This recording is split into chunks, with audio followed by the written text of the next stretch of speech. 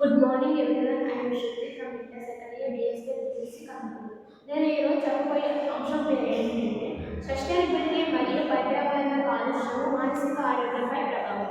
Sustainability అంటే ఏంటంటే మనం ఈరోజు చేసే అభివృద్ధి రేపటి భవిష్యత్తుకు ఉపయోగపడేలా ఉండాలి కానీ నష్టం కలిగేలాగా ఉండదు. సస్టైనబిలిటీలో మూడు కీలకమైన అంశాలు ఉన్నాయి.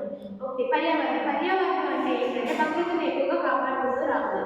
మూడోది సమాజం ఏంటంటే సమాజంలో ప్రతి ఒక్కరిని సంక్షేమంగా ఉంచాలి.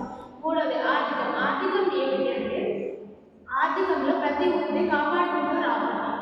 వాయువు నేల నీటి కాలుష్యాలు సస్టైనబిలిటీలో ఎక్కువగా ప్రభావం చేస్తూ ఉంటాయి. వాయు కాలుష్యం ఏంటంటే వాహనాల నుండి వచ్చే ఎక్కువ పొగ మరియు మనం ఎక్కువగా ఇళ్లలో చెత్త కాలుస్తూ ఉంటే వాటి పొగ మరియు బొగ్గు దహనం జరిగినప్పుడు వచ్చే పొగ వల్ల వాయు కాలుష్యం అనేది ఏర్పడింది. దానివల్ల మనకు ఊపిరితిత్తు సమస్యలు, బుద్ధి సమస్యలు, చర్మ వ్యాధులు, కంటి వ్యాధులు వస్తాయి. అందుకని వాయు కాలుష్యాన్ని మనం ఎక్కువగా పెంచకుండా ఆరోగ్యంగా ఉంటాము. రెండోది ఏంటంటే నీటి కాలుష్యం ఏంటంటే నీటిలో హానికరమైన వ్యర్థాలు కలవడం వల్ల, రసాయనాలు కలవడం వల్ల నీటి కాలుష్యం అనేది ఏర్పడుతుంది.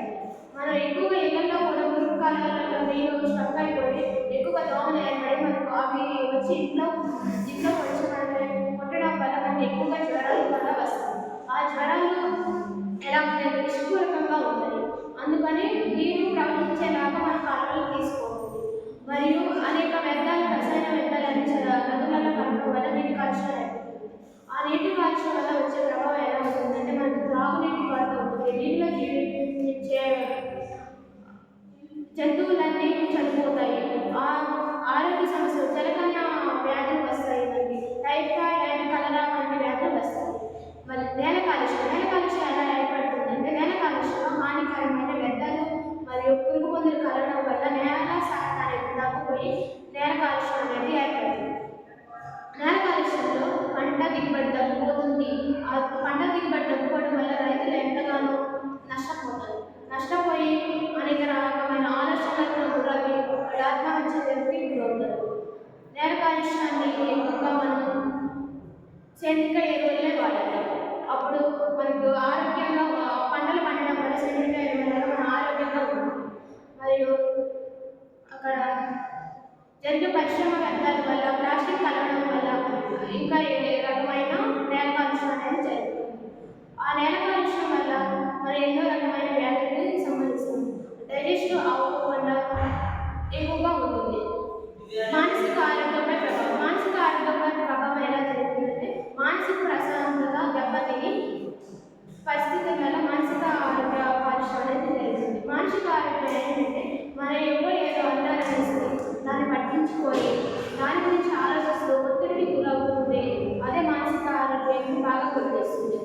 సోషల్ మీడియా ప్రభావం ఎక్కువగా ఫోన్ని చూడడం వల్ల, ఫోన్లలో చూసి అదే చేయడం వల్ల ఎక్కువగా మానసిక ఒక టీనేజ్లో ఉన్న మానసిక అనేది మెంటల్ వరల్డ్ హెల్త్ డే అని అక్టోబర్ 10న నిర్వహించారు. ఆ రోజు మనం ఎక్కువగా మాట్లాడుకోవచ్చు. ఏంటంటే డ్రగ్స్ ఎక్కువగా తీసుకోకూడదు, బయట ఫుడ్స్ ఎక్కువగా తినకూడదు, జంక్ ఫుడ్స్ అనేవి అవాయిడ్ చేస్తూ ఉండాలి. అలా మానసిక ఆరోగ్యంపై ఎక్కువగా ప్రభావం చూపకూడదు. అలా మానసిక ఆరోగ్యం ఏంటంటే మనం ఎక్కువగా నిద్రపోము, ఆందోళనకు గురవుతాం, ఆత్మహత్యలు చేసుకోవాలనేసి ఆలోచనలు వస్తాయి. పర్యావరణ కాలుష్యం అనేది మన ఆరోగ్యానికే కాదు మరియు బయట భవిష్యత్తు తరాలకు కూడా చాలా ప్రమాదకరం. చెట్లను ఎక్కువగా నాటాలి, ప్లాస్టిక్ని ఎక్కువగా వాడకూడదు. మరియు ఇక్కడ జరిగే పరిశ్రమ వ్యర్థాలన్నీ ఎక్కువగా శుభ్రంగా వాడుకోవాలి. మన మానసిక ఆరోగ్యంపై శ్రద్ధ ఎక్కువగా చూపాలి. ఈ అవకాశం ఇచ్చిన